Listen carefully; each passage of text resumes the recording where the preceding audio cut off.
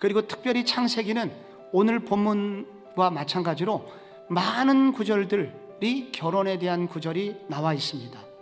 왜 성경이 이런 결혼에 대한 많은 관심을 가지겠습니까? 이런 아픈 일을 당하지 말라고, 우리 성도들의 가정에서 이런 아픈 일을 당하지 말라고 이런 기록을 하고 있는 것입니다. 여러분, 우리가 이와 같은 이 비극을 가져온 슬픈 결혼이 집안에서 일어나지 않도록 하려면 그러면 어떻게 하면 좋을까요? 오늘 성경 본문과 전후는 몇 가지를 우리에게 제안하고 있습니다. 그것은 첫 번째로, 결혼은 하나님의 선물임을 알아야 되고 이것을 가르치라고 성경은 말합니다.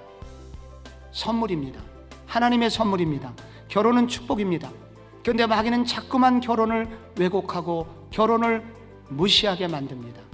우리는 결혼이 축복이라는 것을 성경을 통해서 믿어야 되고, 이 사실을, 이 진리를 자녀들에게 부지런히 가르쳐야 합니다. 둘째, 이런 아픔이 오지 않게 하려면 세상과는 구별된 그리스도인 가정 문화를 만들기를 힘써야 됩니다. 노아 시대에 홍수로 세상이 멸망하기 전에 성경은 이렇게 묘사되어 있습니다.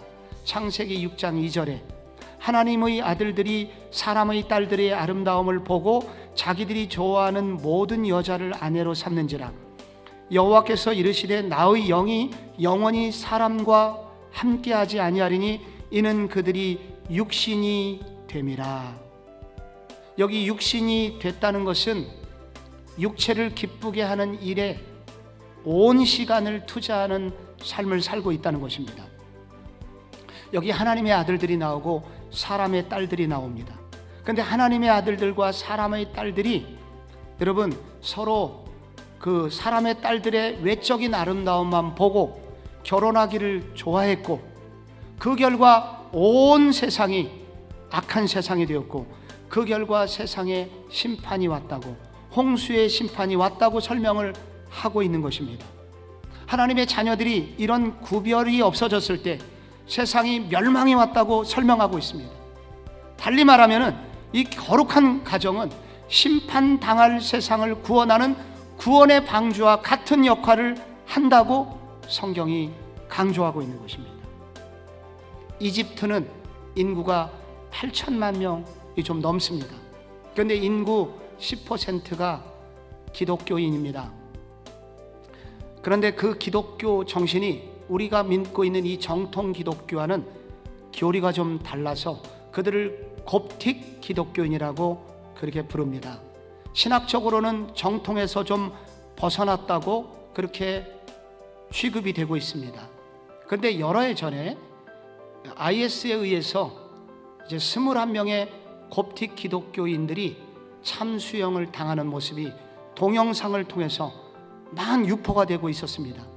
그들이 마지막 이 권총 사살, 머리에다가 권총을 대고 예수를 부인해라, 그렇게 했지만 끝까지 그들은 부인하지 않고 모두 다 21명이 참수형을 당했습니다. 끔찍한 일이었습니다.